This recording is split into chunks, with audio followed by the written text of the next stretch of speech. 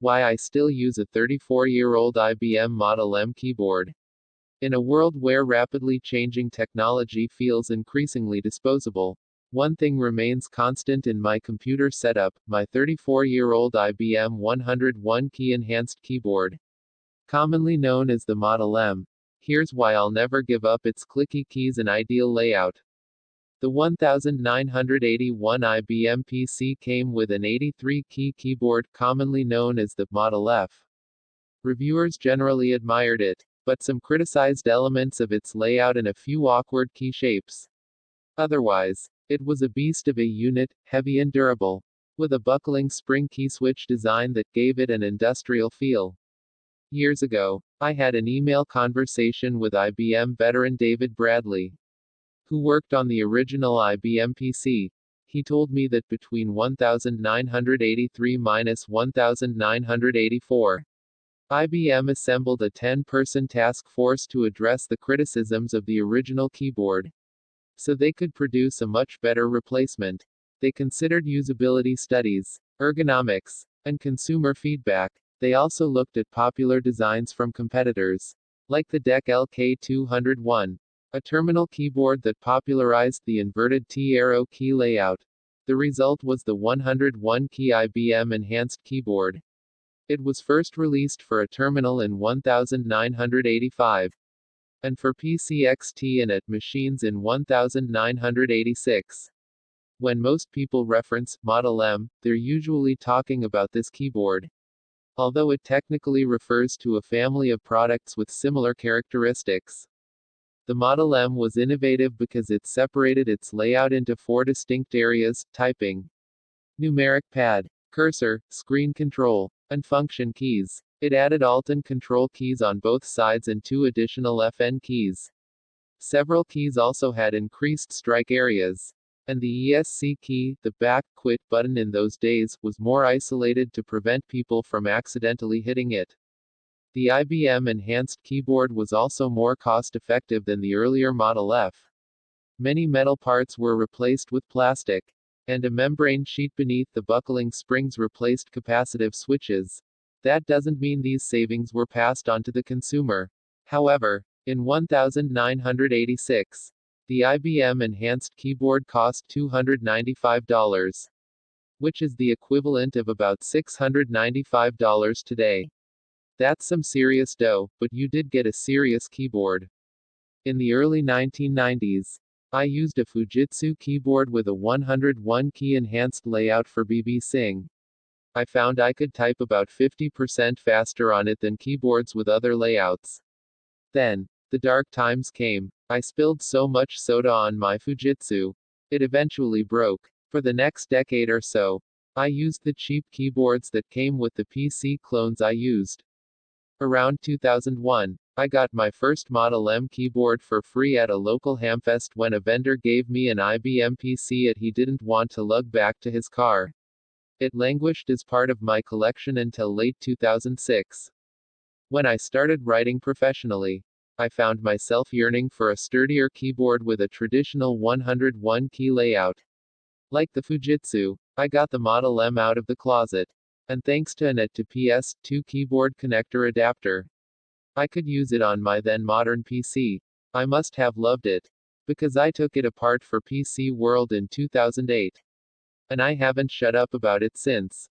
So, yes, I still use my first Model M keyboard, built on August 13, 1986. Every day. Heck, I'm using it right now. I've used hundreds of other keyboards over the last 30 years. But, for many reasons, I keep coming back to this one. I'll explain why. I'd argue that the 101-key IBM Enhanced Keyboard has the ideal computer keyboard layout. It was widely imitated, so almost everyone is familiar with it. After using it for more than 25 years, I know exactly where everything is without having to look down. Some criticize the location of the caps lock key on the enhanced layout, arguing that control should be there instead, as it was on earlier layouts. I can understand this, but I haven't found it difficult to press control whenever I need it. There was a time when every extra key over the 101-key standard, on American keyboards, Anyway, required a special driver to use properly. So, by default, every key that wasn't on the Model M was annoying. Some keyboards included keys for forward and backward navigation, volume control, and more. Thankfully, those days are mostly gone. Thanks to the USB HID standard, this has made some of those extra keys potentially universal across modern operating systems. I prefer the minimalism of the Model M. I was an anti-Windows key curmudgeon for 26 years. I disliked it mostly because it got in the way of the familiar keyboard layout I used while playing MS-DOS games like Doom and Blood in the 1990s. Today, I'm coming around to the benefits of Windows keyboard shortcuts, baby steps on a laptop. I still don't like the Windows key being stuck between Control and Alt. I'm glad it's not in my Model M, but I might experiment with mapping it to an infrequently used key. If you've ever used an electric typewriter, you'll understand the tactile and auditory feedback of the Model M. Whenever you pressed a key on an IBM Selectric, you heard a thunk as the type ball hit the paper. The momentum of the fast mechanical movement vibrated the entire machine. The secret sauce in every Model M keyboard is a mechanism called the buckling spring actuator. Each key compresses a tiny spring until it suddenly snaps against the side of a cylinder, producing a click sound. The spring also pushes a tiny pivoting rocker beneath each key that registers the key press on a membrane below. Thanks to the snappy springs, you always know when you've pressed a key. Because of its high quality, you also know the computer registered the key. The same can't be said for cheap rubber dome keyboards. As a result, the Model M is famously noisy. Every key press generates 2 clicks, so it almost sounds like you're typing at twice your actual speed. If I ever type while I'm on a phone call, the person on the other end usually goes silent and then says something like, "Holy cow, what was that?" Again, my Model M is 34 years old. I've used it almost non-stop for 14 years. It still functions exactly like a brand new keyboard.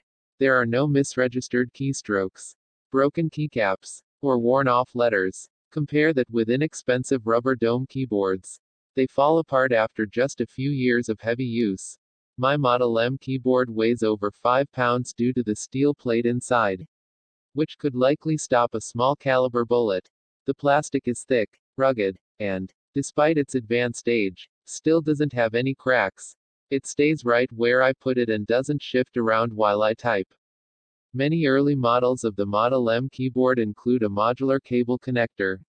This allowed you to change out the cable if it broke, or swap in it with a PS2 connector cable. Also, many Model Ms included 2-piece removable keycaps. This made the keys easy to rearrange if you wanted to. A damaged keycap, which was rare, was also easy to replace if you had the parts from a donor keyboard. The design of the Model M is understated and classy. There's no gaudy logo, garish angular industrial design, or blinding RGB LEDs to tweak. Visually, it's just what it's supposed to be, a keyboard. With technology changing so quickly all the time, it's comforting to know that a piece of IBM history is still useful as I mow through a never-ending parade of faster PCs. If you want to try out a Model M, there are various ways you can do so. You can get one on eBay, or hunt for one at yard sales, flea markets, or thrift stores. Sites like Clicky Keyboards offer refurbished models. You can also buy a modern descendant of the Model M from Unicomp.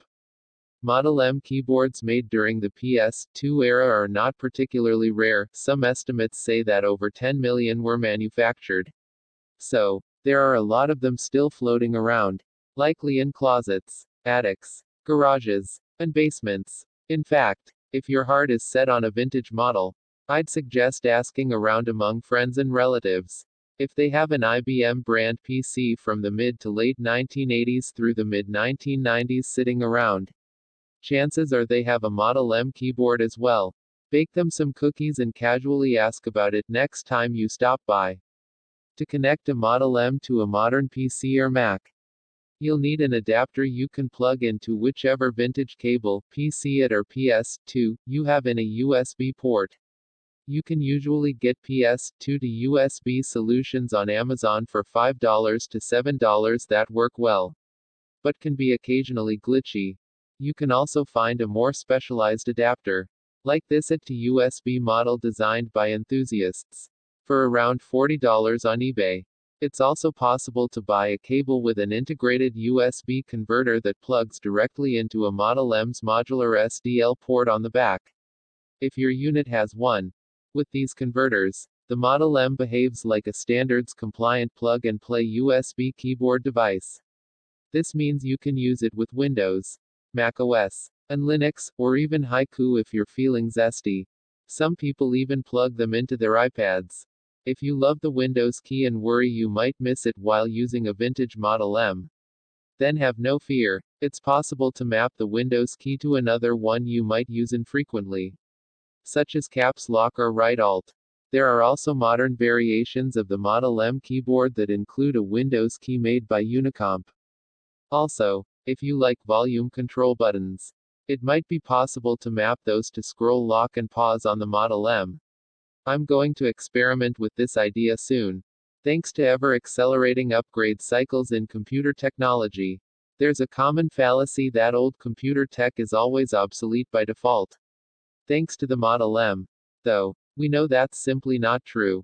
I suspect discerning typists everywhere will be enjoying Model M keyboards for decades to come.